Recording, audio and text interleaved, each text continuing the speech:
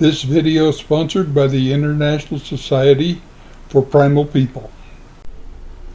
Bigfoot of the Blues, Chapter 7. Although Bigfoot's presence in the Blue Mountains has been a matter of record, or certainly of recollections, for most of this century, the 1982 Freeman close encounter certainly made Bigfoot a modern-day factor with which to reckon. And it had been reckoned with, too, in the form of actual sightings of the creature and finding of thousands of tracks of not one, but several Bigfoots.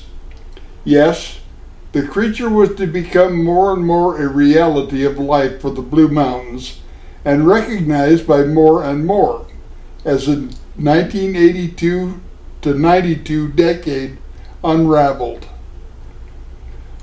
While we had a lag of sorts in Bigfoot reports for a year or so after 1982, hardly a year has passed since that there has not come some evidence, incident or sighting.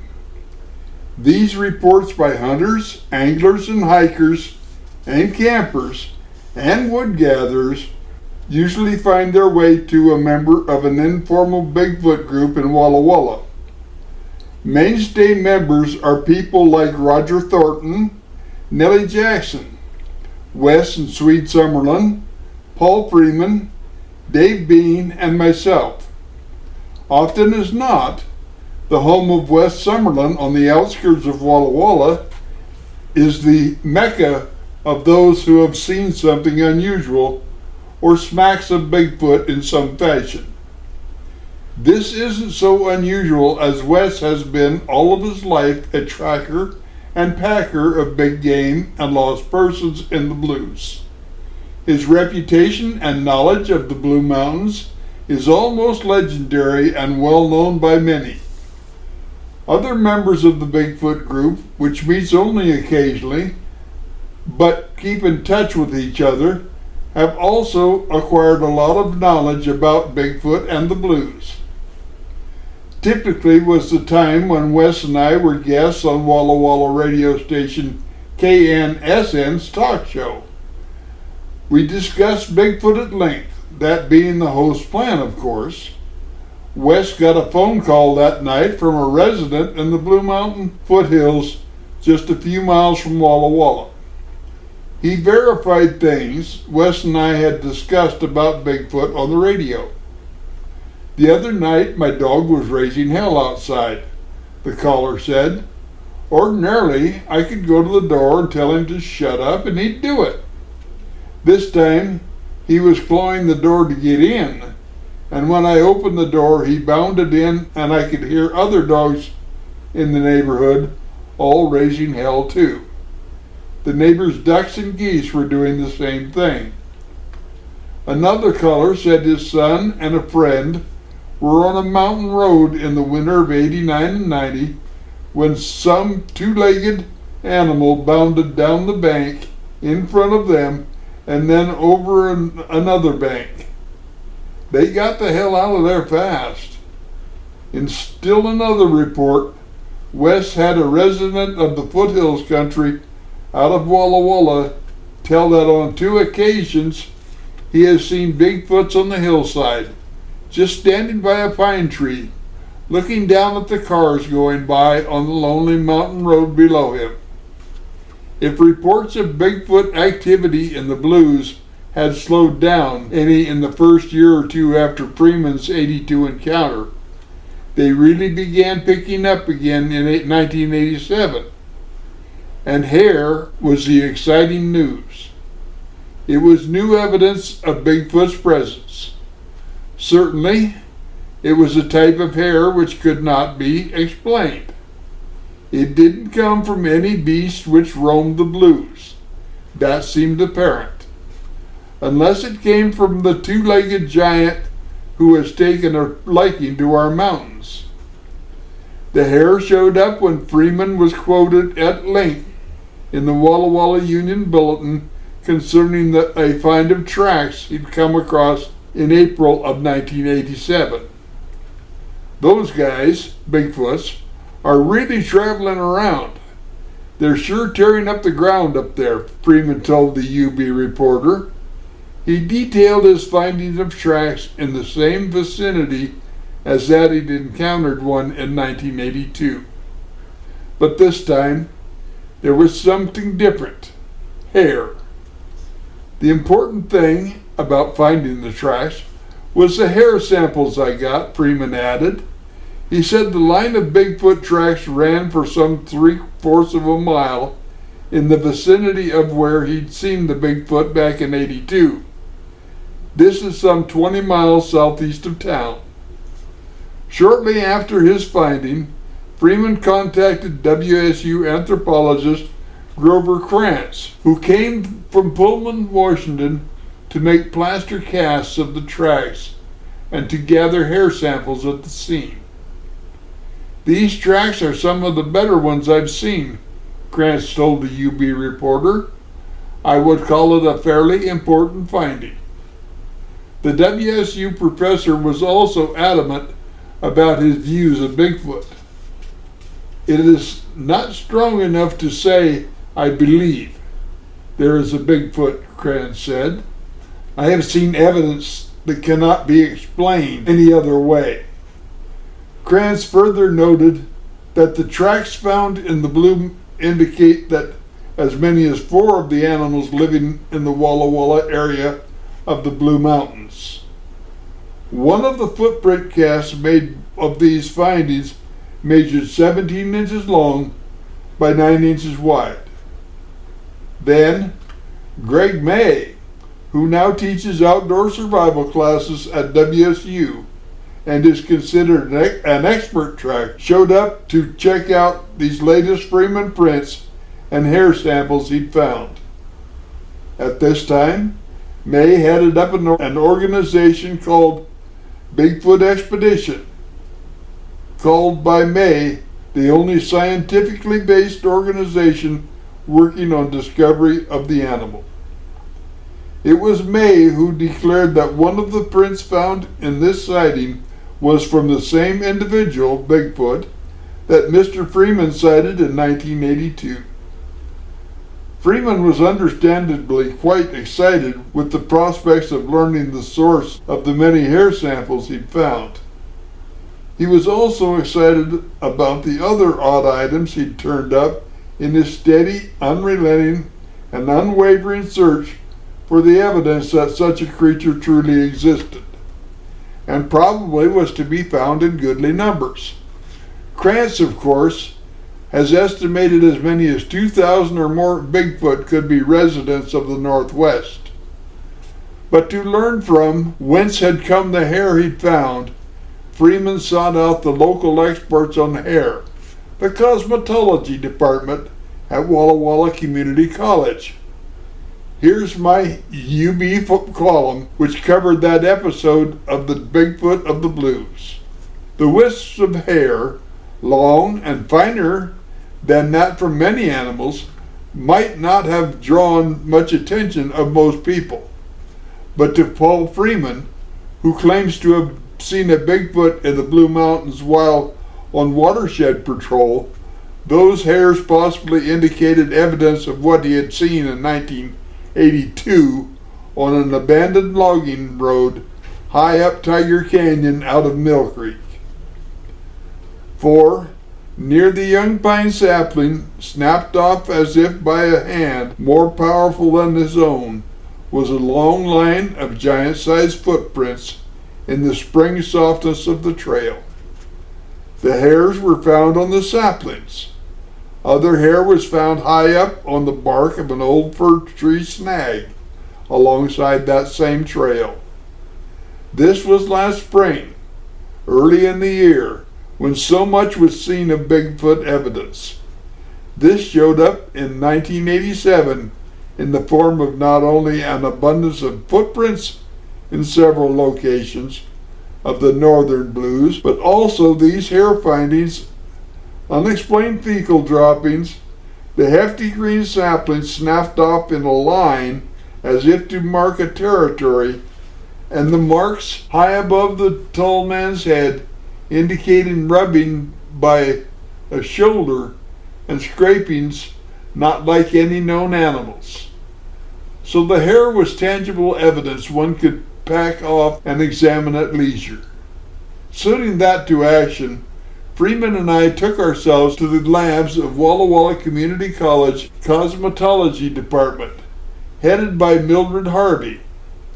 She was soon having the hair placed into the hair examining equipment, and a greatly enlarged view of the hair shown on the TV screen of the equipment. Human hair, one from us, was also shown. The two hair samples bore no resemblance as they were shown in color enlargements and enhancement on the 25-inch TV screen. While the two hair types puzzled us, we understood not enough to hang much on, so prevailed upon Harvey to send the samples to the Redken laboratories for testing by their hair experts. What was learned at the lab has been received here recently. Excerpt from the examiner's letter follow. The hair is different from any I have ever looked at in my 25 years of hair analyzing. Since I do not have a Bigfoot comparison, and as you advised, he isn't available for interview, all I can tell you is that it is hair, but it is not completely human or animal. I have never seen hair of this nature. Most of the hair fibers were fractured, as in photo number 1. Also note that even almost fluid-like appearance of the medullary canal in the photo number 2. The green retardation of color is also something I've never seen. All human or animal hair will retard yellow and magenta regardless of condition. All of the hairs I looked at, 20, were this shade of green. The only other possibility is that the hair was human and a chemical process was applied, then dyed with a very strong chemical before being made into a wig. But again, I have looked at lots of wig hair through the years, and this shade of green has never been seen by me when hair is chemically processed for wig making. The medulla is completely destroyed or diffused in the process. This hair still has a very different medullary structure. The mystery still lives. In the next day's mail, following receipt by Mildred Harvey of the Redken report, there was an allied item in the Bigfoot Co-op, a quarterly publication which disseminates the news of the Bigfoot phenomena. In the issue was more on the matter of hairs which possibly have come from a Bigfoot. When the finding of hair samples was reported in the October issue, an editor wondered why there had been no analysis, etc. This query was answered by a Malibu, California reader, Eric Beckjord, in the current December issue, who wrote, "You asked why all the hair samples have not been compared to each other, and what does the analysis show? The answer is, they have been compared by Project Bigfoot back in 1978-79, and the results were reported in Frontiers of Science magazine, April 1981. 4 samples from Washington, Oregon, California, and Maryland were compared with 84 samples of North American animals and 6 major higher primates, including man. The results are: A, 4 samples matched each other. B, 5 others submitted by various researchers did not. C, of the 4, they did not match any of the 84 mammals. D, they did not match any of the primate samples. However, they were slightly similar to gorilla, but not gorilla.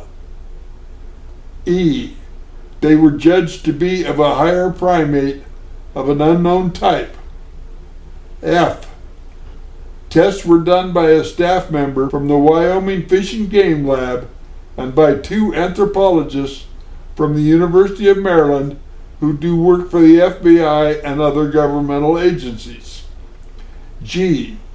One sample had blood with it, and this was found to be of higher primate origin by Dr. Victor Sarich, University of California at Berkeley, famous for his blood sample analysis work on primates.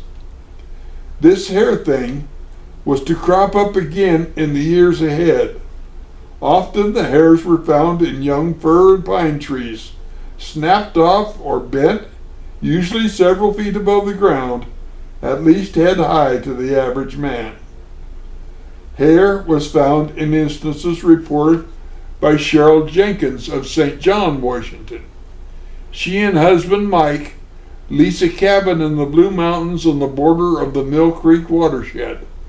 The cabin is in an area reached by a primitive roadway, usually driven only by 4-wheel drive rigs.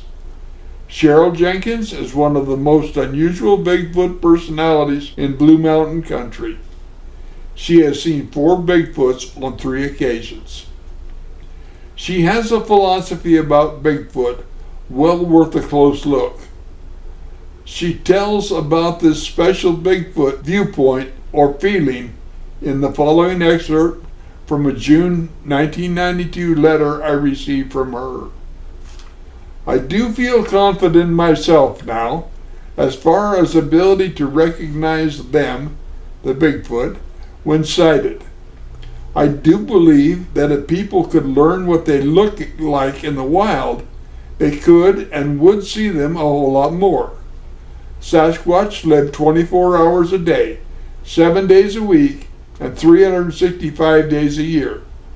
They aren't invisible, and they aren't in areas where there are no people all the time.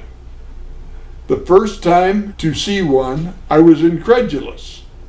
The second time, I believed, yet I had to think about it to be sure for a while.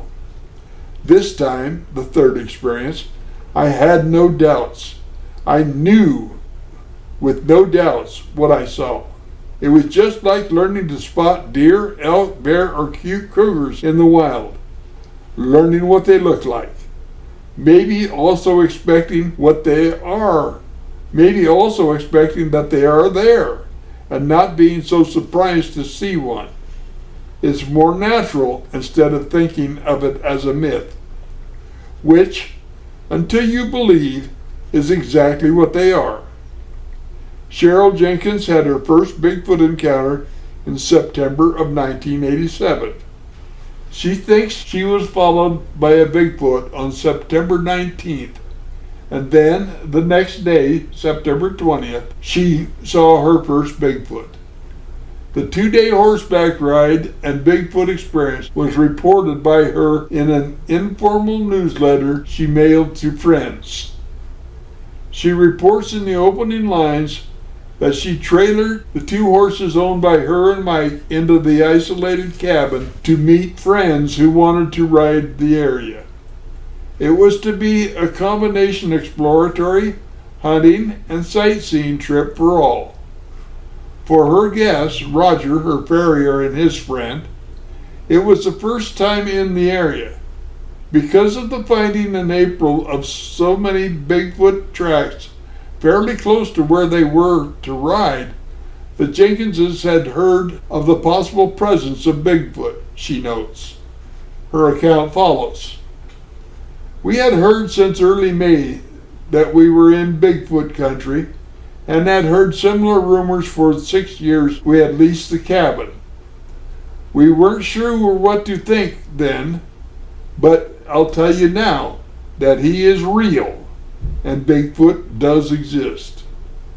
We rode the trail from their cabin to Lewis Peak, a distance of some 4 miles.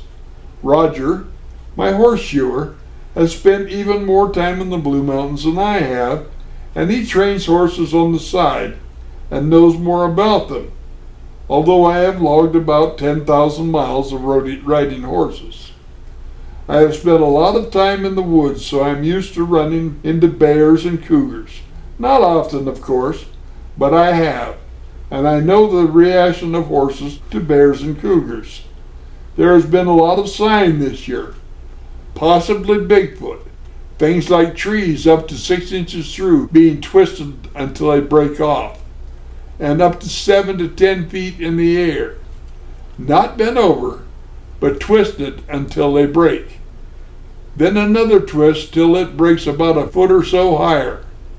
I have never before seen anything like this, but I have seen a lot of it this year, and twice before I'd seen prints I felt were made by a Bigfoot, but I didn't say much to anyone but Mike. On our way back home from Lewis Peak, Roger asked to stop as he'd seen something in a twisted short tree, one of several we'd spotted on the way up to Lewis Peak. He found some white hairs, almost opaque. They looked like some brown ones that I'd found earlier in the year. Mike had met some longtime Bigfoot hunters, guys who had been hunting it for years, and they told him it was Bigfoot hair, and that WSU had had some analyzed, and the lab sent it back as species unknown. Anyway, while we were checking this short tree, the horses spooked, and we remounted and moved out in a hurry.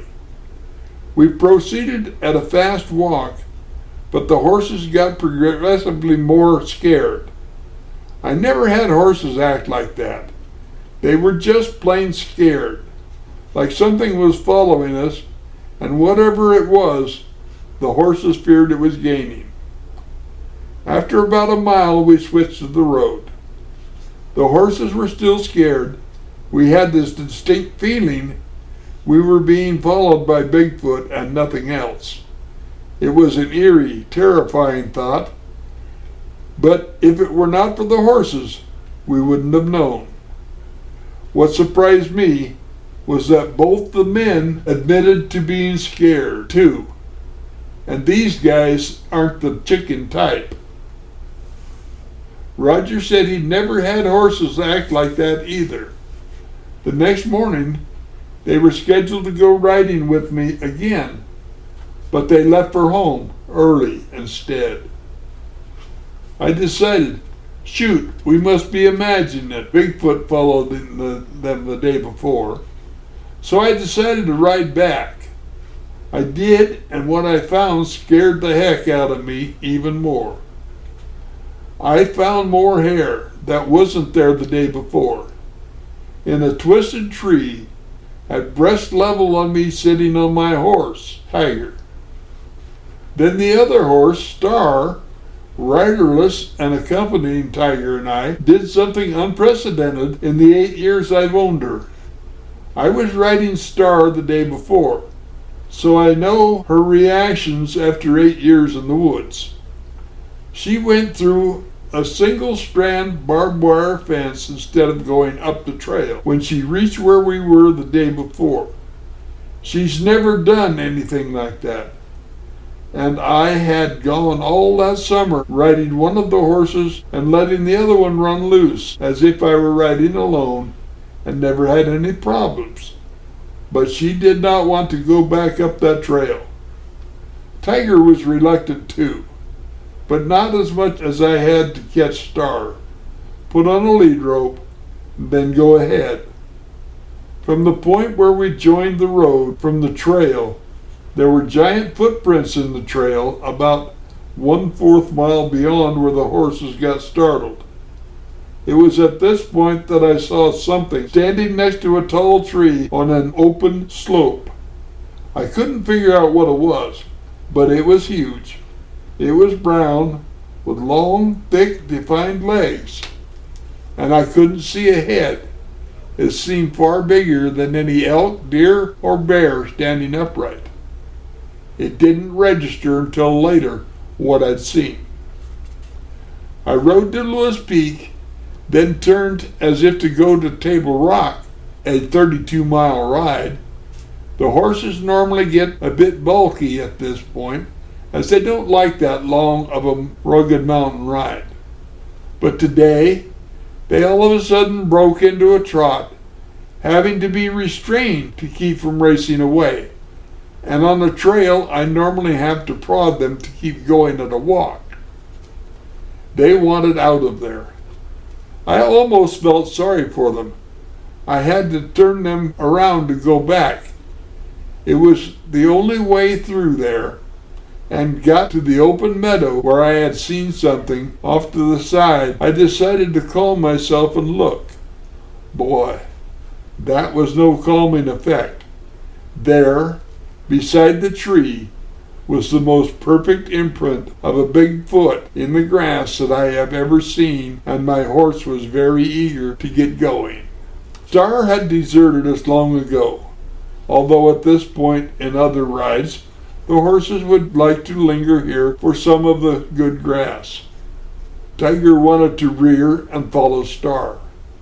I restrained her long enough to go to the other side of the tree, and there I found imprints of one large Bigfoot and a track of a smaller one where they had sat while the other laid down.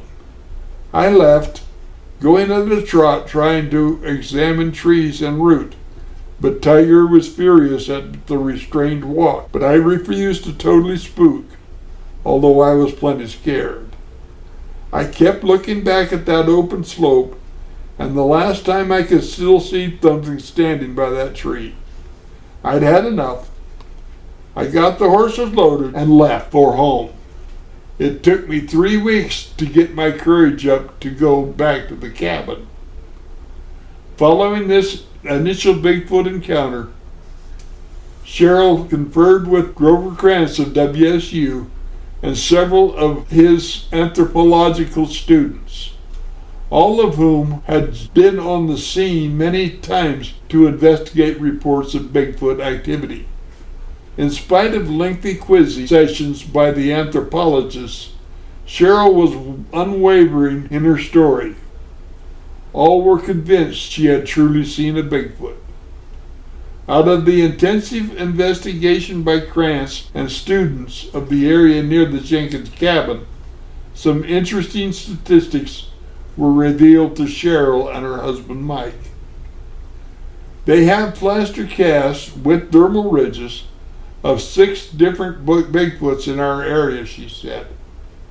Their explanation for the extensive signs and sightings this year, I was the 3rd person to see a Bigfoot there in a 3-week period, is that a second Bigfoot male has moved into the area from somewhere else along with a smaller one. The scientists figure a family of 4 has been there for a long time. One is a male with a 14-inch foot, 3 females, 2 of adult age, and 1 very aged. This year, they have found the signs of a new one, a male with a 17-inch foot and a young one of around 200 pounds. They figured that the male is about 9 feet tall and weighs about 800 pounds or more. One of the female Bigfoot weighs around 500 pounds. They think the 2 Bigfoots are having a territorial dispute, both saying it is their area and arguing over the females. They also think that one of the Bigfoots is an albino. Cheryl's report of her second encounter with a Bigfoot came in a letter to Krantz telling of her seeing a Bigfoot in the vicinity of her cabin on May 27, 1990. This excerpt from her letter to Krantz. Just for your records, I sighted a Sasquatch again, this time on 27 May 1990, on a slope of Lewis Peak. It was a rainy day, about 2 hours after dawn. I was out riding my 2 horses, riding one and leading one. I had ridden from our cabin along the Mill Creek watershed trail. The Bigfoot was in an open meadow just sitting. When I noticed it, I was quite curious again, because as before, nothing belonged in that meadow like that, especially something so big. Just like a very large animal, but certainly no bear. not moving, just sitting there. Cheryl said she tried to work her horse down closer to the object, but because of the wet, slippery going, she decided not to and returned to her cabin as the rain began to pelt harder and harder. Cheryl's most recent Bigfoot encounter came June 7, 1992. Here's her account. When our company for the weekend at our cabin had departed, I took Caesar, a new horse of ours, out for a ride alone. We were going along the watershed trail toward Lewis Peak as I came to the exact place where I had kicked 2 years ago by a borrowed horse and was about 1/4 mile from where I sighted the Bigfoot the first time. I looked at the descending ridge below me. There I spotted a large, brownish-colored object that looked promising for a bear. But Caesar fidgeted, wanting to return home.